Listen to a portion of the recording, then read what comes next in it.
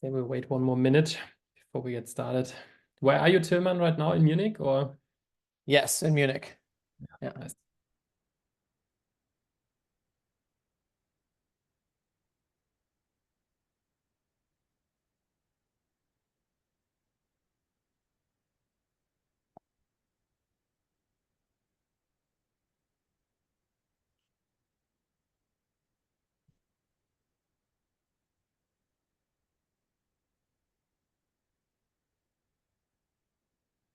Okay, then I'd say we get started.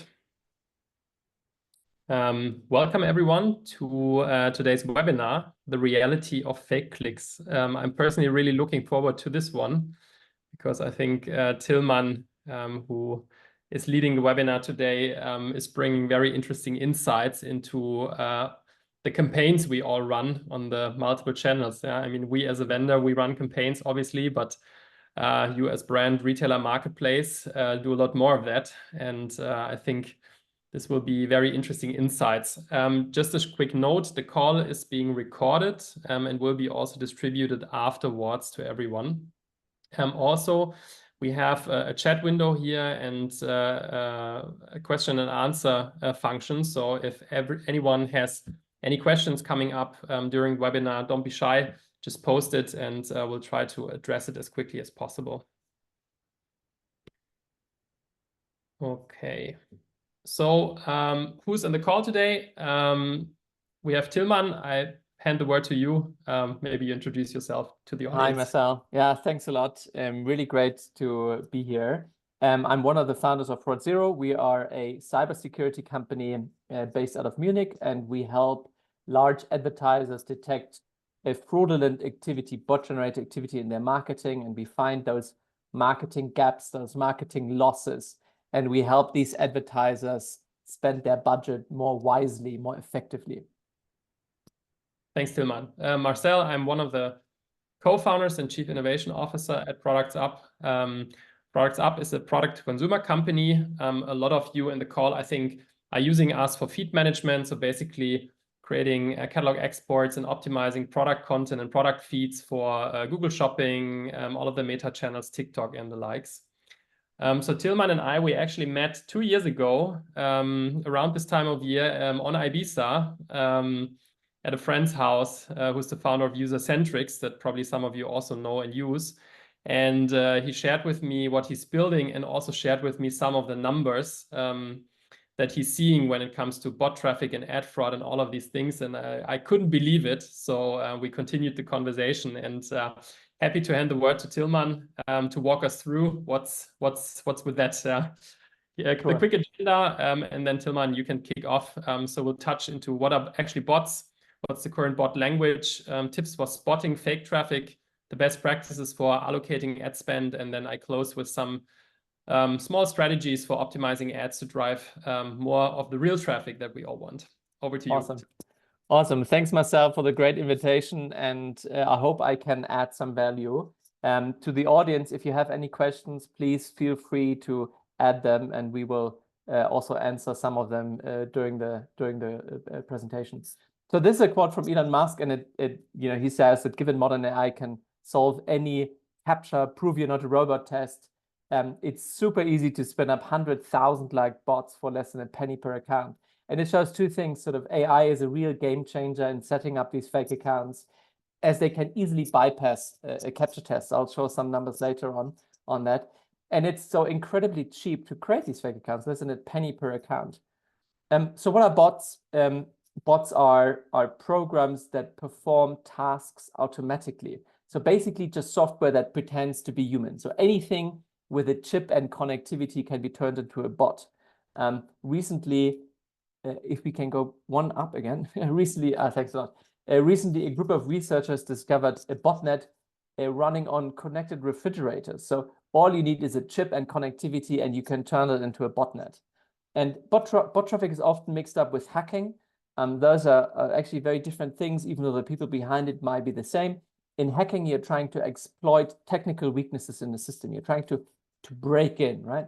But bots, they carry out legitimate activity on the side. So they do exactly the same like a human would do. So they They click on ads, they fill out lead forms, they load the content of your site. If you have a login functionality, right, they're trying to log in. So bot traffic is software that pretends to be human. And they do all the things a regular human would do as well. So why do bots come to your site? If we could go to the next slide. Oh, fantastic. You can't necessarily say that all bots are bad, right? There's some good ones as well, like the Google bot, the Facebook bot, uptime checker, security scanner. Those are very, very easily detected because they declare their name honestly in the user agent. So they say, hi, I'm the Google bot, and I'm the Facebook bot. So we catch those fairly easy. However, there's a lot of malicious bot activity out there, or bad bots, and those bots are quite difficult to catch.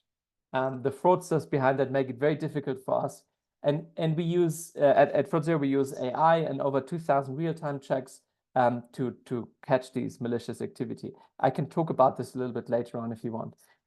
So what can you do with bad bots? You can set them up to buy limited good articles, right? You can create fake accounts, scrape content, break into accounts. And we focus on detecting these bad bots. So to give you an example what you can do with bad bots, I don't know if we have any Swifties in our call today, but you can actually buy Taylor Swift concert tickets. So all the tickets are usually sold out within seconds, and then fans need to buy them for 3 to 5 times the price. We know some of the guys behind that, actually a group of hackers in Berlin. They just bought Taylor Swift concert tickets for 350,000 euros. So bots can be used to buy these limited articles with the goal to resell them at a much higher price. And the profit margins are just enormous. So what Taylor Swift concert was today was, and now the next slide, please. The PlayStation 5 about 1.5 years ago. I don't know if anyone in the audience wants to get their hands on a PlayStation 5. They were all sold out. So same thing, bots,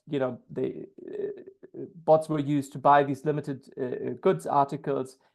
Bots entered credit card details. They paid 500 euros and then resold these PlayStations for 800 euros. So a nice markup of 300 euros per PlayStation. And since we are a company from Munich, another sort of limited goods articles are Oktoberfest tables. So we actually see that they're being sold out immediately and that they're then being put up on eBay for 15,000 euros per table.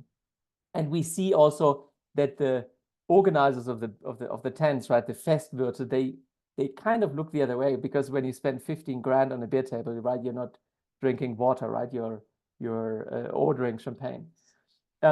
So what else can be done with bots? You can create fake accounts. I think everybody knows what that is, and everybody heard about fake accounts.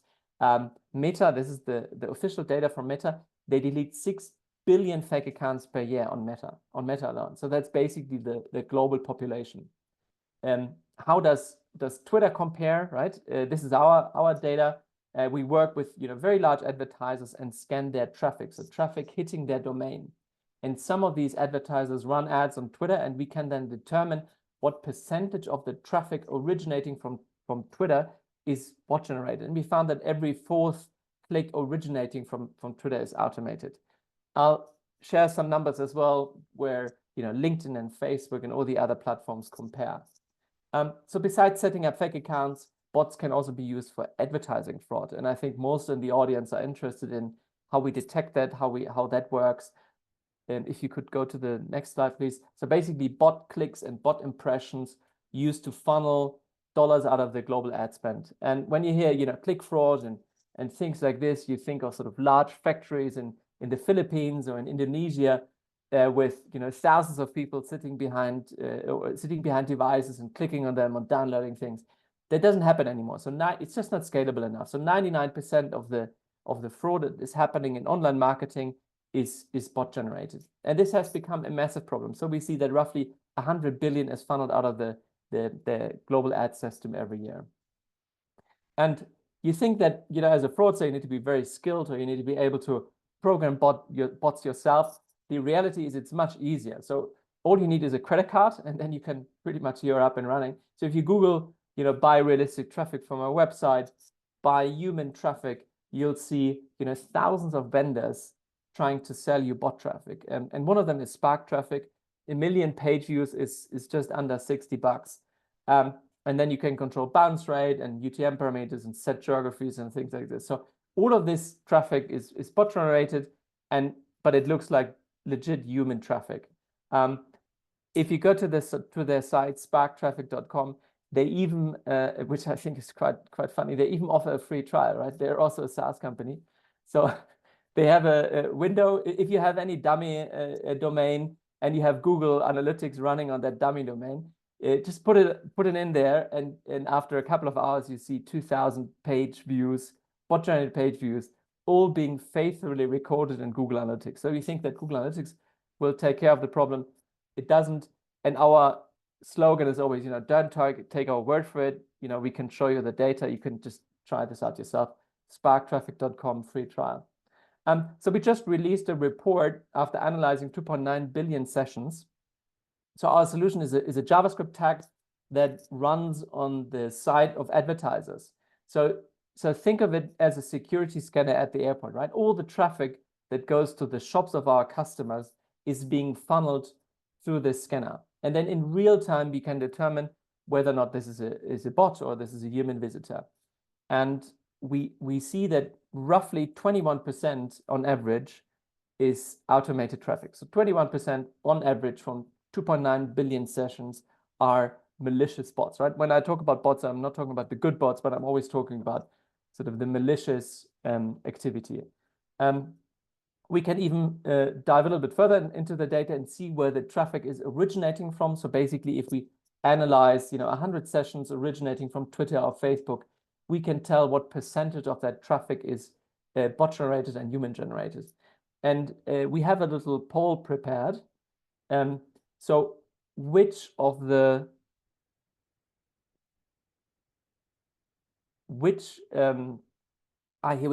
platform has, according to the data that we look at, of course, right? Small disclaimer, we only see a small slice of the universe.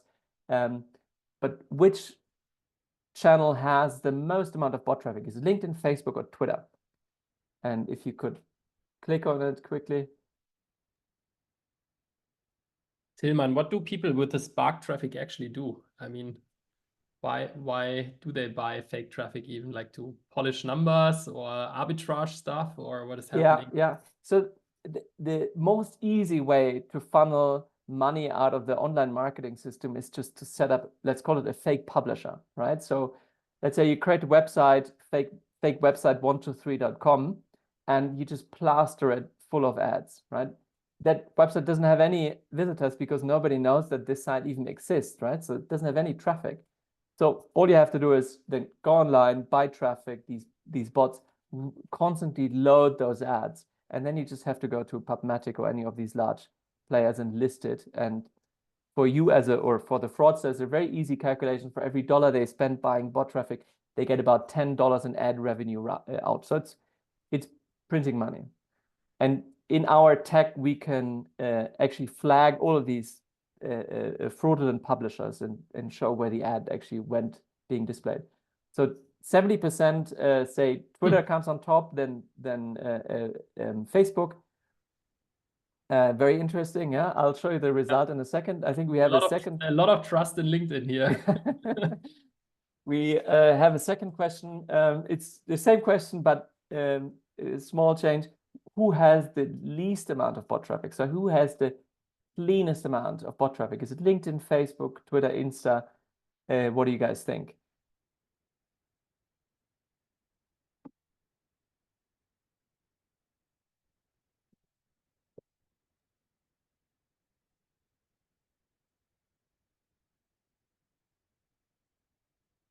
Okay. That makes sense. All right. Yeah, excellent. Surprising results. So we show what we found in our study of after analyzing 2.9 billion sessions.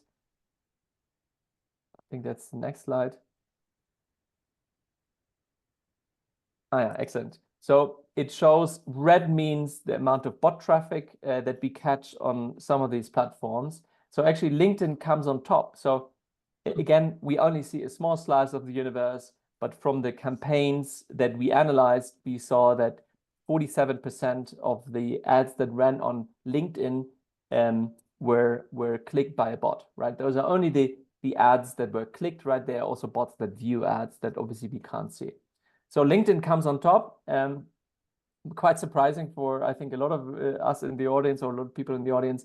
Then TikTok is second with 38%, Twitter 23%, and Facebook and Google actually have quite clean traffic. So they do a very good job in cleaning traffic when it comes to Google search, for example, or Facebook. Actually, I think I'm happy to see that, let's say, the dominant and oldest ad networks out there that also a lot of ProductsUp customers are primarily using, are doing a good job here.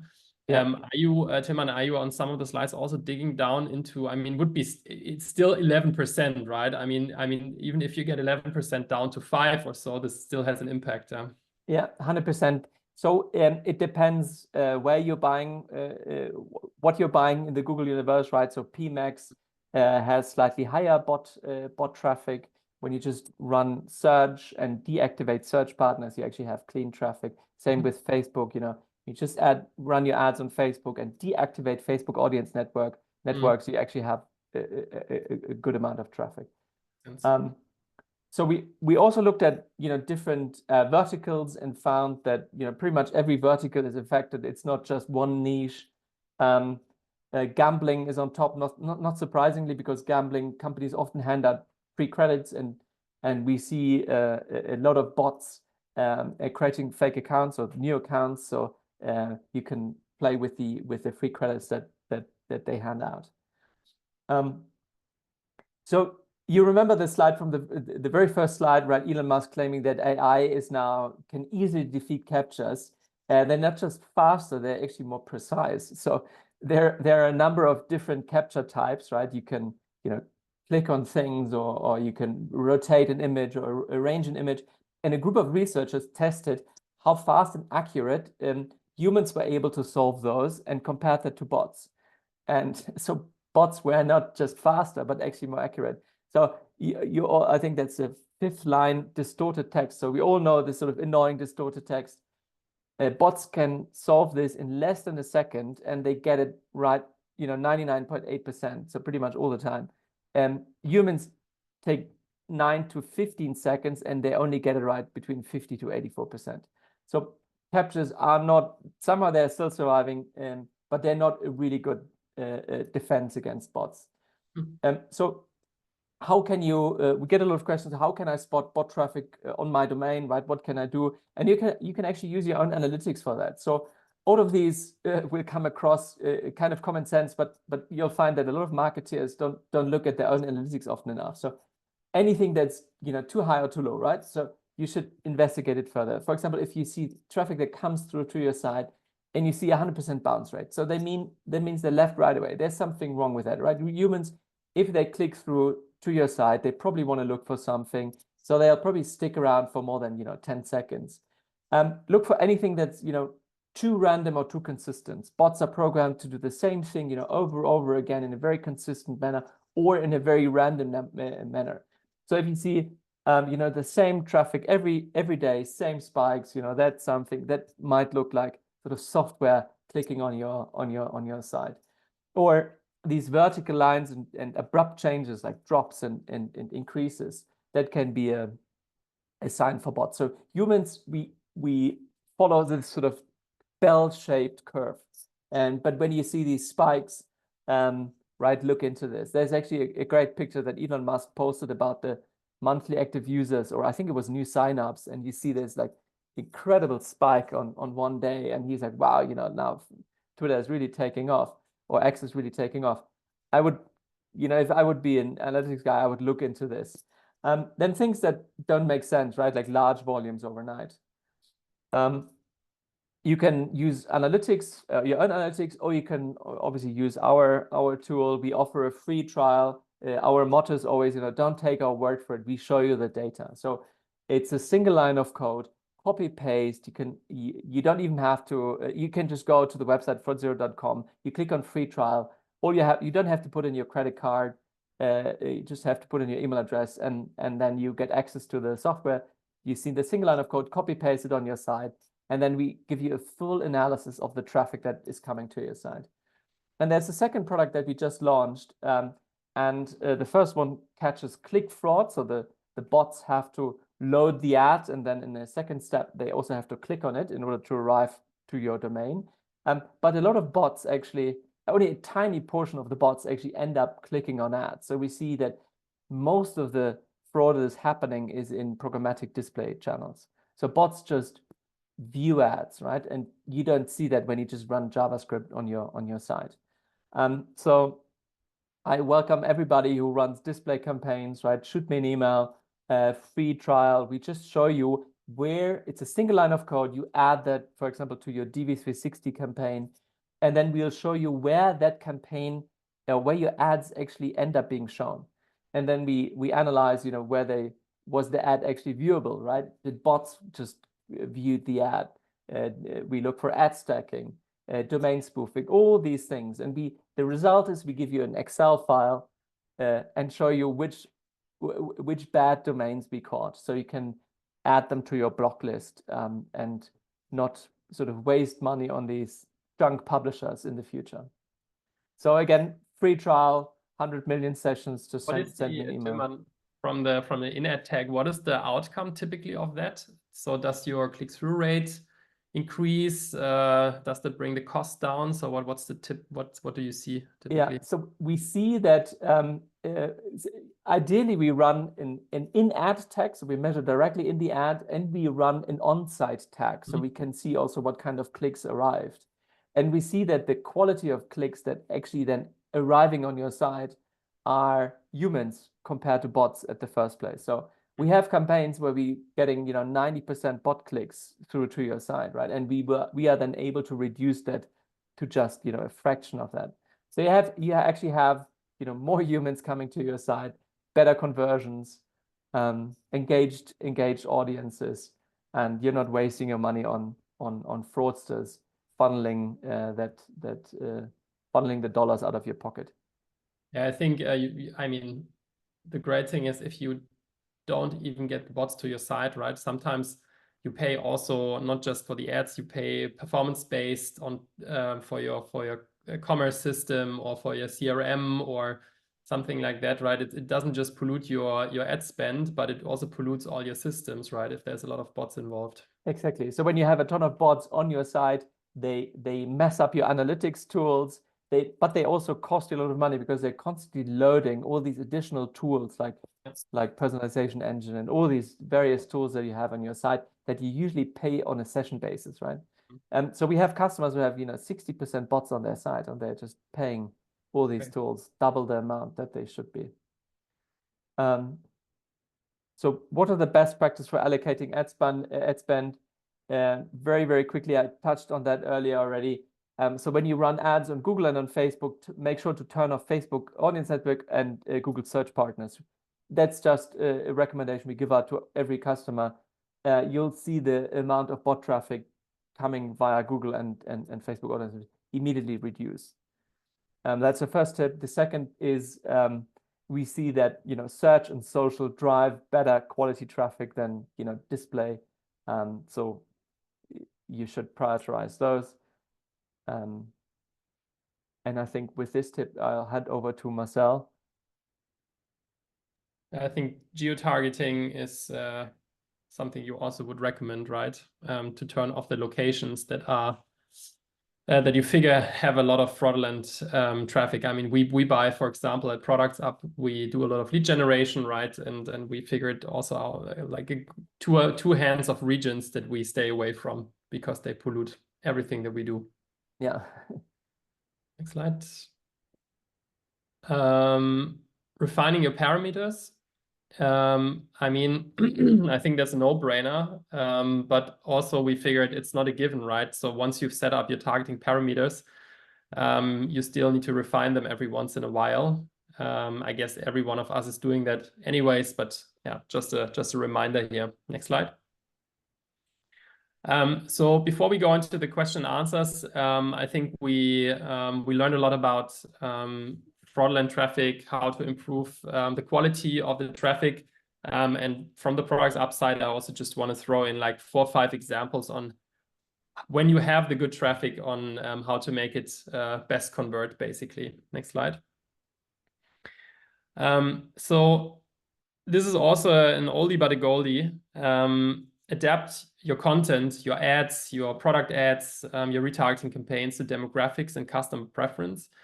And I think we've been saying that for probably 10, 15 years already. What has changed in the, I would say, in the last 3 years since the introduction of large language models is that for the first time, you now actually have the tools, right, to, in theory, create multiple web versions of catalogs and ads on scale for all your demographics and customers without having to add a lot of new editors or graphic designers and so on. Next slide, please.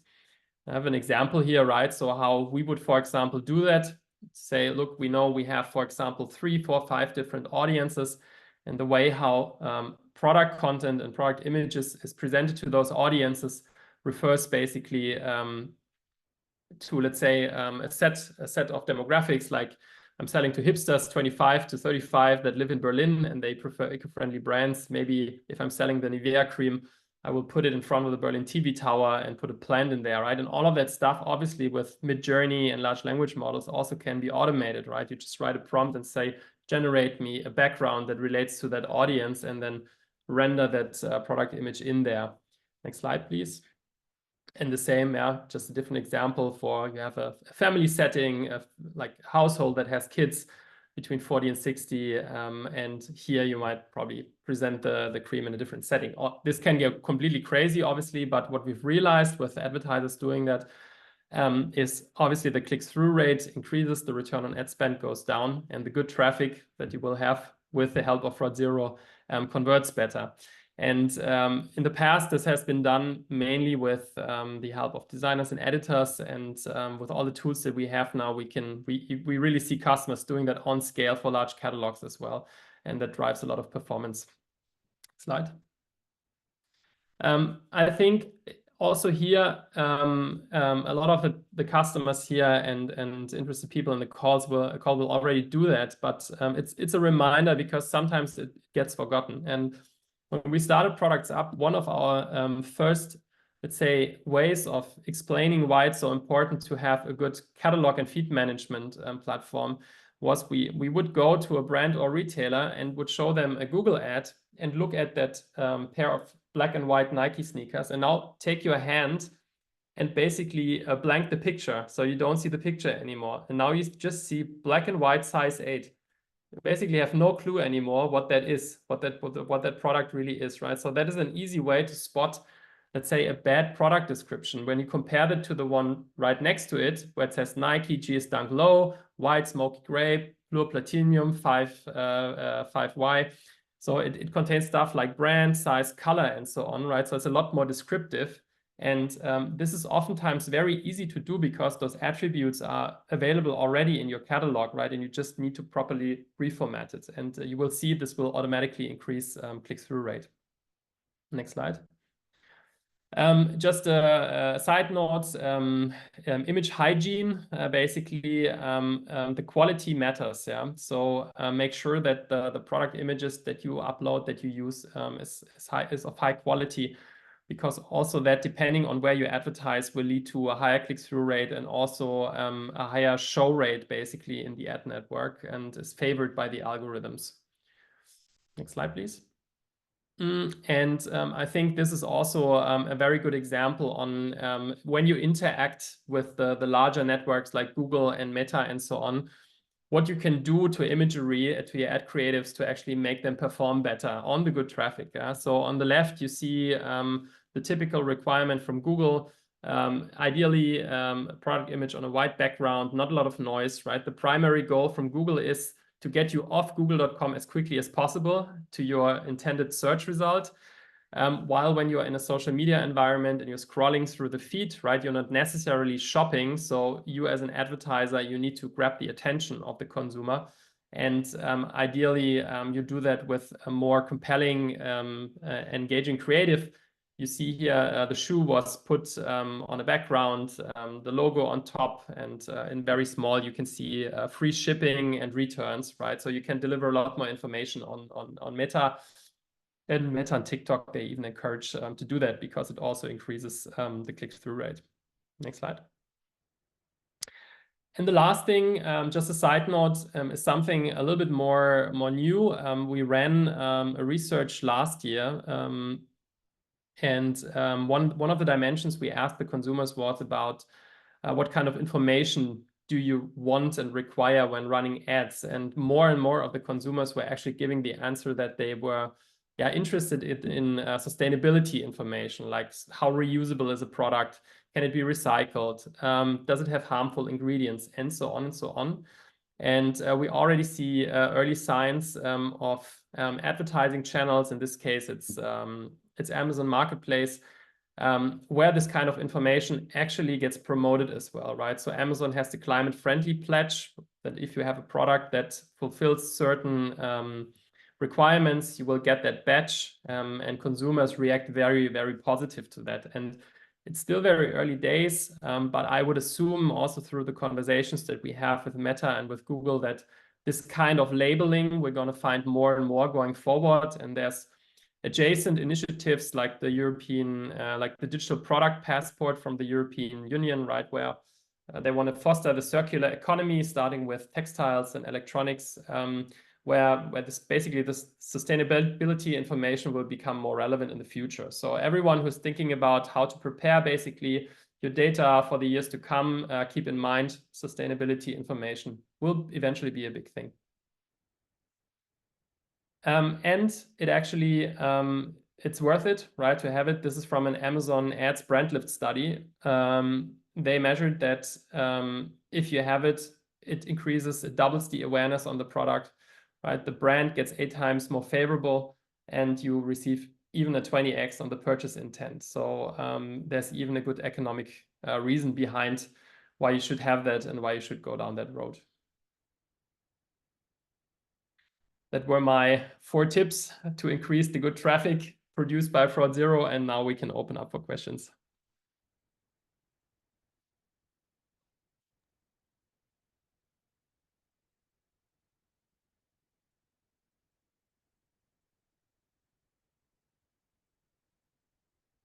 Audience is a bit shy today. I don't know, Marcel, if we can actually see the questions. Do you know if we can see it? I think so. Okay. So if there's not, yeah, I think it's a thing in the system. But one thing that we are regularly being asked is, so how does the engine work? How do we actually determine whether or not Marcel is behind the screen or if it's a bot? And would have been my question as well. How do you detect? Okay, so I could, speak about this for, 3-4 hours, but I'll give you some of the very easy things that we do. So we look for discrepancies in the data. That's one of the things. So let's say when you write a bot, you have to declare certain parameters like screen resolution, and fraudsters make mistakes when declaring this data. So they say I'm an iPhone 12 from Zurich, from Switzerland, to be an attractive audience. But the screen resolution that they put in is this big, right? I've never seen an iPhone that big. Yeah. Or they declare to be an iPad, but we don't see a touch event, or the device doesn't move, right? That battery is always 100%. Even things like we trigger the browser with an error message, and then we see browsers, depending on the version, they'll send you a certain a feedback or data package back, and when that doesn't work, right, the fraudster simply made mistakes. Mm-hmm. So those work quite nicely, but that's where we basically catch the script kiddies, right? Then we use honeypots, bot traps. Think of a 1x1 pixel that is invisible. You would never click on this, but the crawler or the scraper, for example, thinks that this is an element of the website, right? They click on this, the mousetrap closes. We look at the behavior. We run things like JavaScript browser challenges, where we challenge the browser of the system, and we have a ton of sort of undisclosed techniques that we don't talk about, but that's sort of in a nutshell. It's heavy lifting tech, right? It took us over 10 years to build this engine. It's millions of lines of code. If you want to try this out, anybody in the audience, what kind of traffic they're buying, as I said, free trial, shoot me an email or go directly to fraud0.com. Integration is one single line, right? So it's copy, paste, and that's it for free. Now there's actually questions coming in. We have 2-1 here, Tilman. So someone has asked, have you ever seen record of bot traffic coming from the actual advertisers like Google, Meta, etc. themselves in order to drive up their prices? A very delicate question. So we haven't seen that, and I wouldn't go as far as, you know, that Google and Facebook, that they're the ones programming the bots. I don't think that they would do that, right? I think they are or a lot of advertisers we speak to, they think that there is always a conflict of interest, and they let a lot of bot traffic, especially in the display space, run through their network. And fraud detection is always a question of yeah, there are times where you're 100% sure it's a bot, and sometimes you're not quite so sure. So we believe that, you know, when they're not 100% sure it's a bot, they just label it to be human. And so there is still a lot of fraudulent activity floating through the network. Yeah. Thanks. Okay, second question from Paul Dorr. Pricing is session-based. Is this total website sessions, or is the pricing based on sessions that go through Google Ads?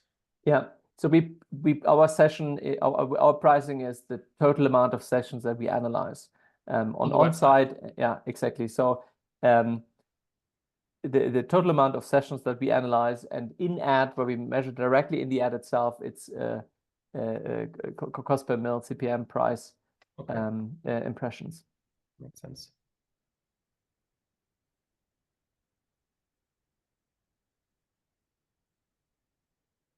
All right.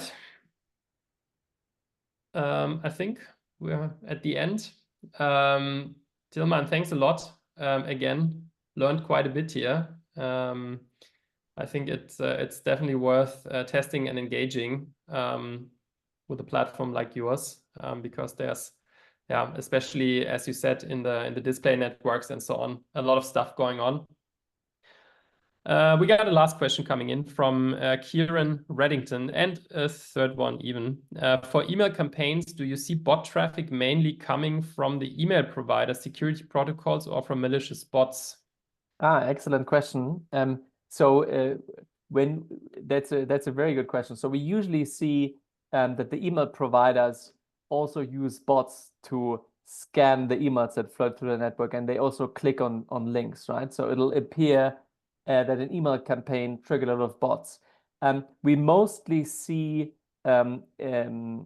security protocols. However, there are certain campaigns that we looked at where it was malicious activity, and most of those campaigns, the advertisers basically had a sign-up bonus. So, you know, sign up for my email, sign up for this email, and then you get kind of a reward. So bots were used to collect this free sign-up rewards. And in this case, we see malicious activity also clicking through these links. Cool. Yeah, Patrick has posted a question. So I guess what he's asking is if you also do deals and partnerships with, for example, comparison shopping sites like Idealo. Because obviously at Idealo you also pay per click, right? So it would be actually nice to protect those comparison shopping sites also, to make sure that these fraudulent bot clicks don't actually happen. Yeah, we don't have a partnership with Idealo yet. I think we spoke with them a couple of times. There is no partnership with engines like that. We basically enable advertisers to scan their traffic on site and ask the hard questions, right? They could then approach.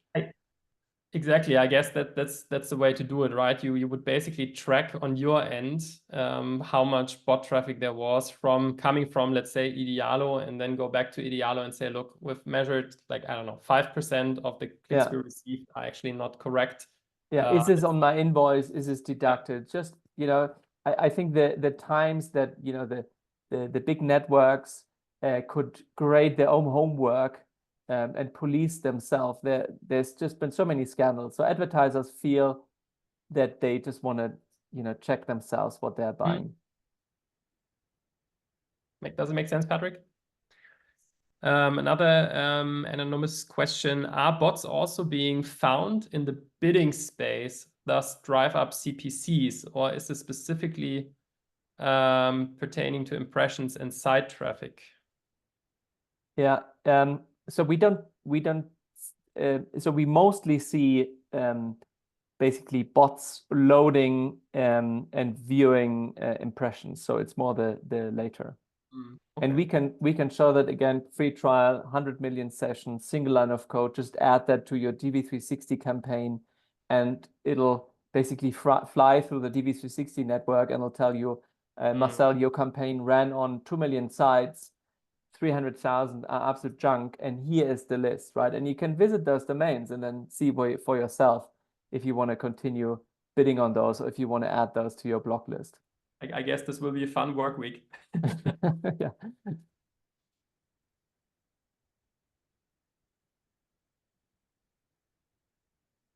Okay. Yeah, very good questions that came in. Thanks everyone for bringing those up. Yeah. I think I have the feeling that this is a topic that over a beer you can learn a lot more insights even. But let's get started somewhere. So as I said, the session was recorded. We'll distribute the link with all of you. Feel free to reach out to Tilman directly or to me directly if there's additional questions coming up. Don't be shy. We're happy to help. So everyone, Awesome. Enjoy the rest of your Tuesday, and see you soon. Thanks a lot. All the best. Bye.